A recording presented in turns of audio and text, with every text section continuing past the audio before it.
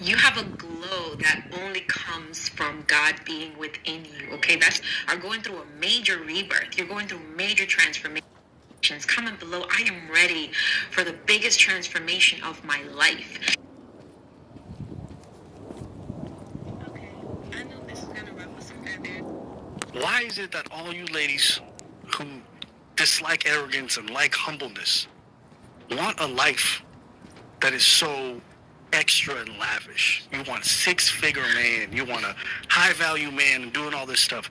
Why is it that everyone pretends like they hate arrogance, but then their standards are? Like, if we're being very honest, there's about, 10 of you here? Maybe 2 or 3 of you at best will get with a guy who makes 6 figures or more, because it's such a small percentage. By the numbers, it's probably impossible for all of you to get that. So there is a bit of like an arrogance to that, where it's like, if you love humbleness so much, why don't you live a humble life? What's wrong with getting with a regular dude who's got a 401k, he makes $40K a year, maybe he's home at the end of the day, he takes care of the bills, you guys got a nice little house in the suburbs. Why is that not enough? I don't understand why there's all this talk about, like, would I let my high-value man cheat? I'm gonna be honest with y'all, most of y'all not gonna get one. And that's not me trying to be mean. It's like, there's such a small percentage. You think I'm gonna get a 9 out of 10? You have a glow that only comes from God being within you. Why are you asking a gay man as to what it means to be a woman?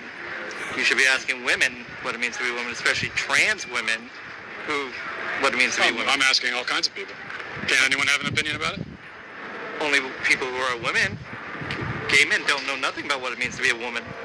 Have you told gay men here in San Francisco that they're not allowed to talk about this? No. But it's not like I come around and say what a gay man is allowed to be.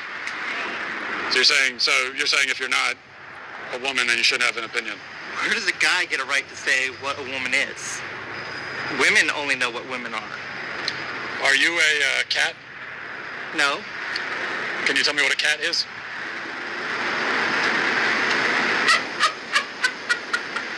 This is actually a genuine mistake. I'm sorry I even came up with it. You want to tell us what a woman is? Where discipline comes from? It comes from telling yourself the truth about where you are, about what is going on in your life. You can lie to yourself and then you don't need discipline. You can tell yourself everything's okay and then you don't need discipline. You can lie to yourself and say that you're winning and then you don't need discipline. But if you tell yourself the truth, if you tell yourself the truth that you know you could be better, you know you could do more, if you tell yourself the truth, you won't have to find discipline. Discipline will find you. There is nothing more practical than developing a vision. It's not some pie-in-the-sky exercise. It's without a vision, you're chaotic and fragmented and hopeless and disappointed, and someone can stop you just by putting up a single obstacle. You're a house divided amongst itself. You have no forward movement. You're not enthusiastic, and that's to be filled with the Spirit of God, by the way. And your life is a sequence of disappointments and frustrations and tragedies, and you're a leaf blowing in the wind. And that is not what you're called to be. That's not what you're called to be. You're called to be a visionary constructor of the paradise of vision. Really, that's who you are. Terrible as that is to apprehend, we already will lose everything we have to lose. Yeah. Great, we're all in this game, man. So there's, whether you want it to be this way or not, you are betting everything on your life. Why did ancient Egyptians portray themselves smelling a flower? Have you noticed all these portrayals of ancient Egyptians smelling a flower? Do you know why they did it? Here is the answer. The flower in question is a lotus flower. It held great significance in Kemet. It grows in muddy waters, but remains untouched due to a special coating. It represented the importance of remaining detached from the world even while living and working in it. It was usually represented with the god Erinethrium, a symbol of creation, beauty, rebirth, and the sun. Sit atop of it as its master, pointing to the mouth as the controller through word sound. The act of smelling the lotus was a way to open oneself to the consciousness of the Creator. The pose was so intriguing that scientists decided to study the flower. The experiments have shown that the Kemetic lotus has similar effects to herbs such as ginkgo biloba and the drug Viagra, opening the vascular system and mental pathways, thus facilitating expansion in consciousness. So, and to symbolize creation, emerging from the murky, disordered waters of primeval potential to establish order and truth and make way for life, as well as spiritual enlightenment. If you look at Albert Einstein's theory of relativity and you look at a graphic of it, you'll see like a planet in space, and that planet in space is warping space-time around it. Just like space-time warps around our bodies, but the bigger the mass, the bigger the warping. Now what happens is when you have warped space-time, objects in space will fall towards the largest mass, okay? So this is how come asteroids and comets come streaming in toward the sun, right? Because they're falling towards the sun. Now, take out the planet and put your consciousness in that spot. It's so powerful that you have the capability of warping space-time with your consciousness. And so if you perceive it that way, now whatever you think of, whatever you're focusing on the hardest is warping space-time, and the things that you're focusing on fall directly toward you. About 300 years ago, America sent the scientists to Columbia to study hieroglyphics. So they copied stuff, took pictures of stuff on the caves, drew stuff. So 150 years later, they cracked it. And here's what it said. White man, one day the white lady gonna do to your children what you have done to ours, and back then cocaine wasn't called the white lady. The reason I said I'm surprised you asked me that. Every minute we've been together since you picked me up, 81% of everybody who OD'd in America is white folks. That's why I'm surprised. What? In other words, are you living your life in relationship to God? Are you seeking His will, His purpose, His plan for your life? Or are you just living it out? And you call upon Him when you feel like you really need Him, when something has reached beyond your capacity to handle. God has the best will for every single one of us. He has the best plan for us. He doesn't keep it a secret. You don't have to do this, that, in order to find out what God wants you to do. You need to ask Him and be willing to do what He says. First thing we always do in every situation is go to God. I'll say it over and over. Apart from Him, we can do nothing. God always wants us to come to Him in prayer, and He's always ready to help us, and He's always ready to do what we cannot do. He's a miracle-working God. What cannot be overcome in prayer? Let me tell you the fundamental thing. The type of man that you want has options. He can choose Israel, India, Egypt. Can I say I wouldn't want a man who didn't choose me? The challenge is what you are bringing to the table. What you want, the other girls are not going to fight him for. You want him to support and join your team as well. These other two girls, India and Egypt, say, I will just join this team. I'm not trying to do all those. They have the advantage over you. You are combative. You are combative. When talking to you, we're going to have to argue. With those girls, you don't have to argue. So the challenge is going to be, why would he choose But wouldn't a man get bored by a woman who doesn't have any opinion or care at all? Okay, and so the unfortunate reality is that is not true. And if you keep on viewing men, the men view women, the way you view men, you will keep on experiencing the same negative results over and over again. No, to answer your question, no, they will not get bored. It's actually peaceful. No, love is something that I never depended on from a woman. In fact, I didn't even like it. Listen carefully. The thing that moves Sebi is that object on the horizon that always keeps showing up, not the love of a woman. And this was given to me by my mother. My mother said, look, when you were born into the world, you didn't born with a twin, okay? So you remember this, that the love that's going to secure you is the love that you offer yourself, not the love of a woman. That could come and go.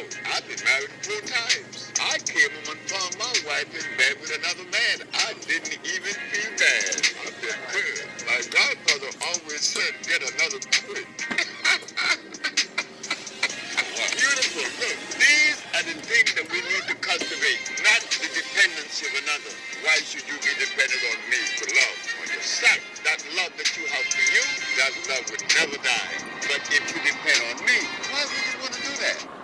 How do you have 7 people die in a prison riot? So how do you stop people from killing each other? You lock them in their cells and don't let them out. That's the only way to guarantee nobody dies. Don't let them out their cell. Well, 5 months went by. They're like, well, what do we do now? I don't know. We keep them locked in. Because as long as they're locked in, nobody's dying. That was the plan. The director of the prison system, he sat down with me. He said, hey, will you come to South Carolina? I was like this big-time YPO speaker, flying around the world, super busy. He said, where's your commitment to the people? Canceled my speeches, flew to South Carolina. And we went to the prison where the riot was. And we went to the first cell. We talked to 2 guys. Went to the second cell. I'm like, yo, this is going to take forever. You got 2,000 people in this prison. I said, open the doors. He said, man, they're going to kill you. He said, what are you going to do? I said, my God is bigger than their demons. Open the door. 200 guys came walking out of their cells. First time. They got their knives. They got their stuff.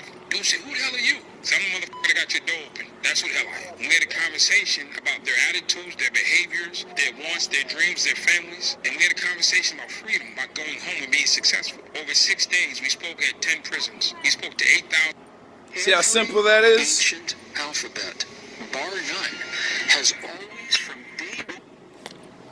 You see how quickly that tough guy shit goes away? When you have something to actually offer them besides, I'll punish you. I'll break you up more. I'll lock you down even more. How about no? Think about your fucking family. And don't you want to get out of here? Like, what's wrong with y'all? Don't y'all want to not be locked in that room anymore? I'm the guy that got the door open for you. You don't have to like me, but I got you out that fucking cell for a little bit, didn't I? Had a mysterious number associated with the letter. The study of that code. Because my God is stronger than your bullshit. The atomic mass of the elements are the numbers that equate to the mysterious letters in the ancient alphabets. What that means is when you look at human DNA, the numbers that equate to those become 1, 5, 6, and 3. Literally reads, literal. God eternal within the body.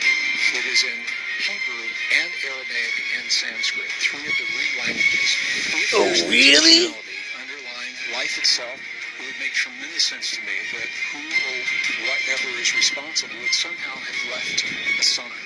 Why place that signature into something that can crumble over a few thousand years like a temple wall? Why not put it in the creation itself?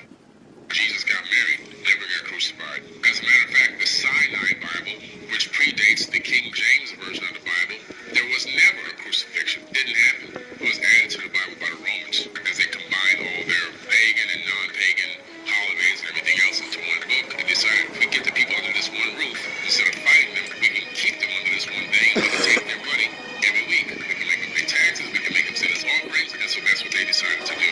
So it says here, yes, Jesus was married and had children. His bloodline still walks the earth to this very day. A well-known story in the East recounts Jesus was a student of the mystery schools, and upon leaving there, he traveled to Tibet. He learned energetic healing and meditation. This is not me. This is not off my dome. This is coming up out of ancient texts, ancient records that already existed thousands of years before the Bible was written.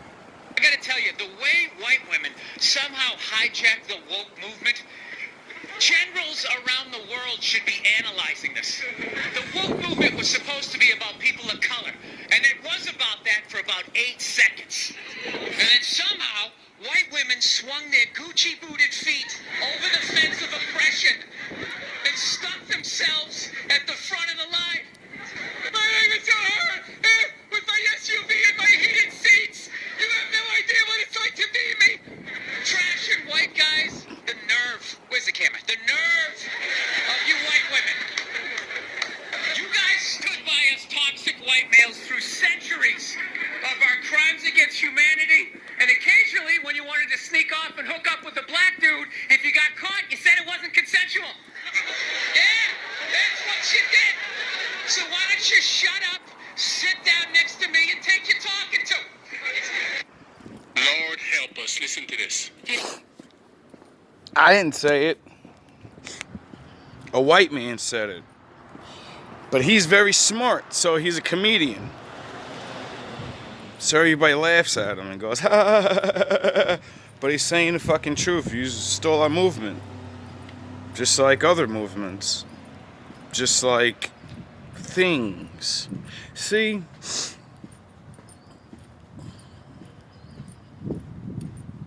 what did they say? I forgot what famous guy said this. One of these geniuses.